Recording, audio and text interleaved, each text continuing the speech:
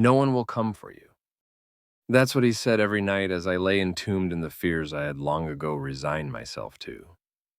My brother loves to torment me, he always has.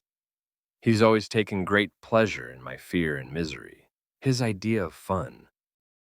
When I was 3 years old, I vividly remember every night. At around 9 o'clock, my mother would tell me it was time for bed. She would tuck me into the bottom bunk of an old steel, self-assembled bunk bed. She would kiss my forehead before saying goodnight, turning the light off and leaving the room, closing the door tight. As I lay staring at the dim light of the room, taking in the various silhouettes of the furniture, I would hear the springs of the top bunk creak and give. I would close my eyes and silently cry, knowing my brother's cruel game was about to begin. Every night was the same. My brother would growl at me in his malevolent croak about all the pain and misery awaiting me. No one will come for you. He would begin. No one will save you when I take you down to the other place. I would lie there, my body cocooned in the catatonic terror, only able to silently weep and listen as my brother would describe the various tortures he had thought up for me, like breaking all my bones one by one so slowly that, by the slow deliberate snap of my last rib, my fingers would have already somewhat healed, allowing him to start again and again forever. He would tell me that one day he would deliver on his threats, but for now, it was more fun to just tell me what he had in store. My brother loves to torment me. So yeah, this was my childhood, up until I turned 7.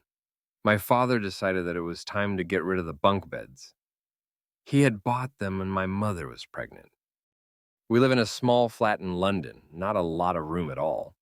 So when my mother told my father she was expecting twins, my brother and I, my mother says he was so insane with joy, like a hyperactive child on Christmas Eve.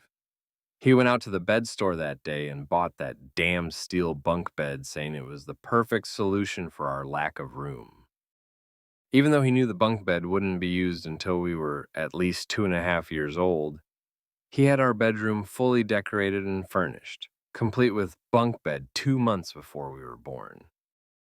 I say we. Sadly, my brother died whilst my mother was giving birth, so I should say before I was born. I don't know much about what happened exactly. I'm very hesitant to ask my parents, as the mention of the subject sends the two into tears and, well, it's just not spoken about in our home. I can't believe how well I still remember those days. I'm 27 now. I've got my own little flat, an okay job, and a beautiful collection of sleeping pills. I'm taking a whole bottle tonight. I'm gonna finally sleep tonight. He's not gonna keep me awake tonight. Oh God, I missed that bunk bed. At least when he had the top bunk, I couldn't see him. My brother loves to torment me.